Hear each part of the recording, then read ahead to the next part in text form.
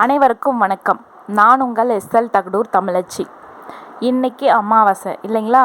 அமாவாசை அப்படின்னா நம்ம எல்லாருக்கும் ஞாபகம் வருது என்னென்னா, கும்முன்னு இருட்டு. அந்த இருட்டை பார்த்தா கொஞ்சம் பயம், இன்னொன்று பக்தி.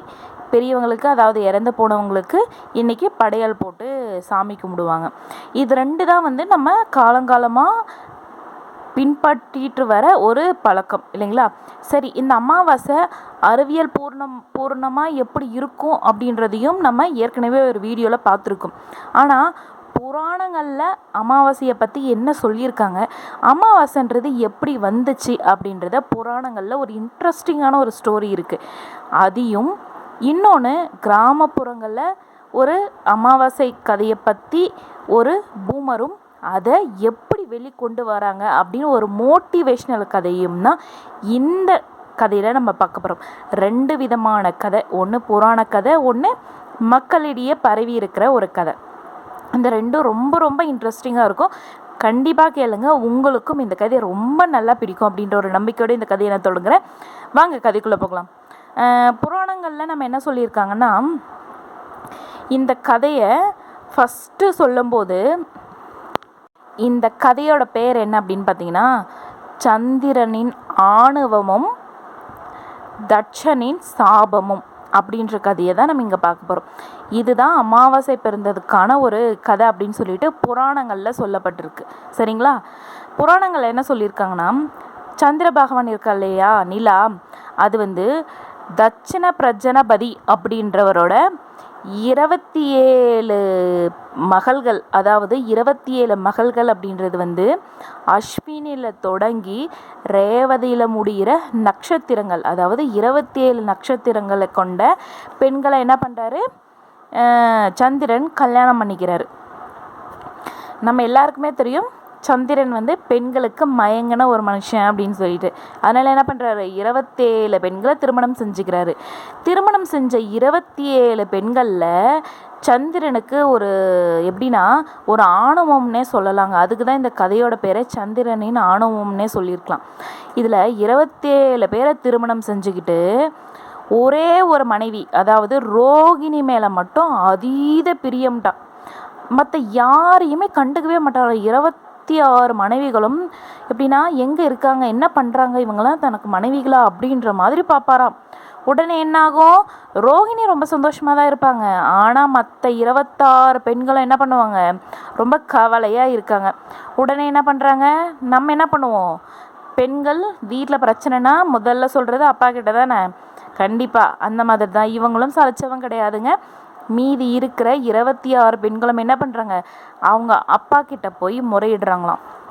அப்பா, இவர் என்னன்னே என்னை கண்டுக்க மாட்டேங்கிறாங்க, தயவு செஞ்சு என்னன்னு கேளுங்க அப்படின்னு சொல்லிட்டு 26 பெண்களும் போய் கம்ப்ளைண்ட் பண்ணுறாங்க. உடனே இந்த தட்சணன் என்ன பண்ணுறாரு, ஏன்ப்பா இப்படி பண்ணுற, உனக்கு 27 பேரும் மனைவிகள் தான், 27 மகள்களையும் உனக்கு திருமணம் முடிச்சு கொடுத்துருக்கேன், நீ எல்லாரையுமே ஒரே மாதிரி தான் பார்க்கணும், பாகுபாடெல்லாம் பார்க்கக்கூடாதுன்னு சொல்லிட்டு பலமுறை அவர் எடுத்து சொல்லியிருக்காரு. ஆனால் சந்திரன் என்ன பண்ணியிருக்காரு, அதை காதிலே வாங்கிக்காததுனால பெரிய விபரீதத்தில் போய் மாட்டாரு. என்னன்னா, தட்சரர் உடனே அவருக்கு சாபம் கொடுத்துட்றாரு. என்ன அப்படின்னா, பயங்கர கோபத்தில் இருந்த தட்சணன் என்ன பண்ணுறாரு, உன்னோட அழகு சிதைந்து உன் கலைகள் ஒவ்வொன்றாக தேய்ந்து நீ அழிந்து போவாய் அப்படின்னு சொல்லிட்டு சாபம் கொடுத்துட்டு போயிடுறாரு.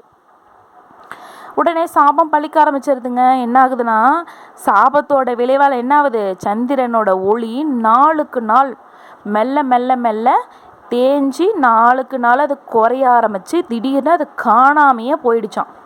நிலாவுக்கு, அதாவது சந்திரனுக்கு ஒரே கஷ்டம். என்னடா இது, நாளுக்கு நாள் நம்ம தேஞ்சிட்டே போகிறோன்னு பார்த்தா திடீர்னு நம்ம காணாமையே போயிட்டோமே அப்படின்னு சொல்லிட்டு உடனே என்ன பண்ணுறாரு, இருட்டு மூழ்கினா என்னாகுங்க, நிலாவுக்கு மட்டுமா கஷ்டம், அந்த இருட்டு மூழ்கிறதுனால தாவரங்கள்லேருந்து உயிருள்ள அனைத்து உயிரினங்களுக்கும் என்ன ஆகுது, அது ரொம்ப ஒளி இல்லாமல் ரொம்ப வாடி போய் இருக்குது. இதுக்கு என்ன பண்ணுறதுன்னு தெரியாத அந்த சந்திரன் என்ன பண்ணுறாரு, சிவபெருமான் கிட்ட போய் முறையிடுறாரு.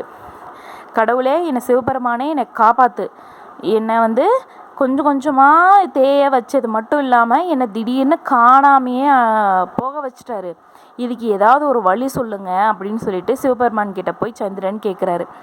உடனே சிவபெருமன் என்ன பண்ணுறாரு, அவரை ஒளிச்சு வைக்கிறதுக்காக அவரை கொண்டு போய் தன்னோட தலையில் வச்சுட்டு அவரை பாதுகாப்பாக வச்சுக்கிறாரு. உடனே தட்சணன் தேடி பார்த்துட்டு எங்கடா இவன் பானுமே அப்படின்னு சொல்லிட்டு ஓடி போயிட்டார். ஆனால் சிவபெருமன் என்ன சொல்கிறாரு கிட்ட, சந்திரன் கேட்குறாரு, சாமி என்னை எப்படியாவது இந்த சாபத்திலேருந்து விமோச்சனம் கொடுங்க அப்படின்னு கேட்குறாரு. சிவபெருமன் என்ன சொல்கிறாரு, நீ ரொம்ப பெரிய தப்பு பண்ணியிருக்க. உனக்கு எல்லா மனைவிகளும் ஒரு மாதிரி தான் நீ பார்க்கணும். நீ எப்படி ஒருத்தியை மட்டும் உன்னோட மனைவியாகவும் மற்றவங்களை எல்லாரையும் கண்டுக்காமல் இருக்குது, அது உன்னோட தவறு தானே. அந்த தவறுக்கு பிராச்சித்தமாக என்ன பண்ணணும்னா, இந்த சாபத்தை நான் முழுமையாக நீக்க முடியாது, ஆனால் இதுக்கு நான் ஒரு வழி வேணால் சொல்கிறேன் அப்படின்னு சொன்னாராம். சரி சொல்லுங்கன்னு கேட்டாராம். அப்போ என்ன பண்ணுறாரு, நீ 15 நாள் தேஞ்சிக்கிட்டே போவ, அது தேய்பிறை. மீதி இருக்கிற 15 நாள் நீ வளர்ந்து வருவ, அது வளர்பிறை. இந்த விமோச்சனம் வேணால் என்னால் தர முடியும் அப்படின்னு சொல்லிட்டு சிவபெருமான் சொன்னாராம். உடனே சந்திரன் என்ன பண்ணிக்கிறாரு, வேறு வழி இல்லை, மொத்தமாக ஒன்றுமே இல்லாமல் போகிறதுக்கு ஏதோ 15 நாள் இருக்கலாம் இல்லையா அப்படின்ற ஒரு ஆசையில் சரின்னு சொல்லிட்டு கிளம்பி போயிடுறாரு. இந்த மாதிரி தட்சனோட சாபம் முழுமையாக நீக்க முடியாது அப்படின்னு சொல்லிட்டு அவரும் கேட்டுட்டு அந்த 15 நாள் எப்படியோ சலிச்சுக்கிட்டு வாழலான்னு சொல்லிட்டு போயிட்டாராம். இந்த மாதிரி 16 கலைகளையும் சந்திரன் இழந்து கண்ணுக்கு தெரியாமல் முழுமையாக மறைஞ்ச போகிற நாள் தான் என்னது, அமாவாசை. இப்படி தான் புராணங்களில் இந்த கதை உருவானதாக சொல்லப்படுறாங்க. இந்த கதை உங்களுக்கு கண்டிப்பாக பிடிச்சிருக்குன்னு நினைக்கிறேன். சரிங்களா? சரி, 2வது கதையை பார்க்கலாம். இந்த கதை நம்ம மக்களிடையே நிறையவே பரவி இருக்கிற ஒரு கதை இல்லைங்களா? அப்படி என்ன கதை அப்படின்றத வாங்க பார்க்கலாம். நீ யார் என்று கேட்கும் மரம். ஒரு கிராமத்துப்புறத்தில் என்ன நடக்குதுங்கன்னா, மிகப்பெரிய மரங்க, நல்லா ஒரு ஆலமரம் மாதிரி வச்சுக்கோங்களேன், ரொம்ப ஸ்ட்ராங்காக ஆலமரம்னு பார்த்தாவே இரவு நேரங்களில் அந்த விழுதுகளெல்லாம் பார்க்கும்போது எப்படி இருக்கும், நம்மளுக்கே ஒரு மாதிரி பயம் பீதியை கிளப்போம் இல்லைங்களா? அமாவாசை இருட்டில் நினச்சி பாருங்களேன், அந்த மரம் எப்படி சொல்கிறது, இந்த அம்மன் படத்தில் வேப்ப மரம் வேரோடு ஆடும் பார்த்திங்களா, அந்த மாதிரி ஒரு பயத்தை கிளப்பும். அந்த மாதிரி அந்த ஊரில் இருந்த மக்கள் என்ன பண்ணுவாங்க, அமாவாசை இருட்டில் மட்டும் அந்த மரம் ஏதோ பேசுமா அப்படின்னு சொல்லிட்டு ஊருக்குள்ளே ஒரு பரவலான ஒரு விஷயம் பரவிக்கிட்டு இருக்கு. அப்படி இருக்கும்போது அமாவாசை நேரங்களில் மட்டும் அந்த மரத்து பக்கத்தில் யாருமே போக மாட்டாங்களாம். அப்படி காலகாலமாக அந்த வார்த்தையை மட்டும் நம்பிக்கிட்டு இருந்த அந்த ஊர்லேயே இருந்த அருண்ன்ற ஒரு பையன் என்ன பண்ணுறான், எப்படிடா நீங்கள் சொல்கிறதுல எனக்கு சுத்தமாக நம்பிக்கை இல்லை, அது எப்படி மரம் பேசுமா அப்படின்னு சொல்லிட்டு இவன் அது எப்படியாவது சோதித்து பார்க்கணும் அப்படின்னு சொல்லிட்டு என்ன பண்ணுறாரு, யாருக்கும் தெரியாமல் இரவு 12 மணிக்கு வெடியிற நேரத்தில் என்ன பண்ணுறாரு, இவர் அந்த மரத்து பக்கத்தில் போகிறாரு. போகும்போது என்னாகுது, அந்த மரம் நீ யார் அப்படின்னு ஒரு சத்தத்தோடு கேட்குதான். ஏற்கனவே ஜிலு ஜிலுன்னு காற்று, பார்க்கவே சலன்னு அந்த இலைகள் எல்லாம் அடிச்சுக்கிட்டு பதறதான். இதை பார்த்த உடனே என்ன அருணுக்கு உள்ள பீதியை கிளப்புது, என்னடா அறிவு கெட்டுத்தனமாக இங்கே மாட்டிக்கிட்டோமா, என்ன பண்ணுறதுன்னு தெரியலையே அப்படின்னு சொல்லிட்டு யோசிக்கிறான். சரி வேறு வழி இல்லை, நம்ம தைரியத்தை வள வச்சுக்கிட்டு யார் அப்படின்னு நம்ம திரும்பி கேட்கணும், அப்போ தான் உள்ளே என்ன இருக்குது நம்மளுக்கு தெரியும் அப்படின்னு சொல்லிட்டு மனசுக்குள்ள தைரியத்தை வளர்த்துக்கிட்டு ஃபஸ்ட்டு நீ யார் அப்படின்னு சொல்லு அப்படின்னு கேட்டானாம். உடனே நான் பயமும் இல்லை, நான் எந்த விதமான தைரியமும் இல்லை அப்படின்னு சொல்லிச்சான். என்னடா இது என்னமோ பேசுதே, பயம் இல்லைன்னு சொல்லுதே, என்ன புரியலையே அப்படின்னு சொல்லிட்டு கேட்டுச்சான். இந்த இருட்டில் தான் உன்னோட உள் மனசு என்ன சொல்லுது, உண்மையை சொல்லும் அப்படின்னு சொல்லிச்சான். இவனுக்கு ஒன்றுமே புரியலை. அப்புறமா என்ன பண்ணுறான்னா, உண்மையை சொல்கிறது உன்னோட பயத்தில் தான், நீ உன்னோட பயத்தை மீறி அதுக்குள்ளே என்ன இருக்கு அப்படின்றத நீ உன் பயத்தை மீறி நீ சொல்லியிருக்க, பயத்தையும் மறந்து உண்மையாகவே உன்னோட தைரியத்தை அந்த இடத்துல வெளிக்கொண்டு வந்திருக்க அப்படின்றத அப்போ தான் புரிஞ்சுதான் அவன் பேசினது அவனோட மனசாட்சியோட அப்படின்ட்டு. மனசாட்சி தான் நீ யாருன்னு கேட்டிருக்கு, அதுக்கு நீ யாருன்னு நீ உன் பயத்தை மறந்து அந்த இடத்துல உன்னோட தைரியத்தை வளைச்சி சொல்லியிருக்க. அப்போ தான் உனக்கு ஒன்று முழுமையாக புரிஞ்சுவான். என்ன அப்படின்னா, அமாவாசை அப்படின்றது பயத்தோடையோ பக்தியோடயோ பார்க்க வேண்டிய நாட்கள் கிடையாது. அது அவங்கவுங்களோட நம்பிக்கை.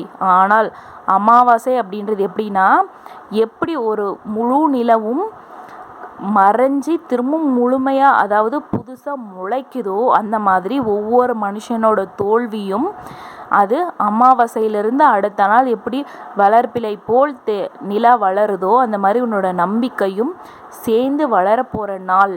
அதனால் என்ன பண்ணணும், நீ அடுத்த நாள் அமாவாசை அடுத்த நாளை நீ உன்னோட முன்னேற்றத்திற்கான அடுத்த நாளாக நீ கொண்டு போகணும்.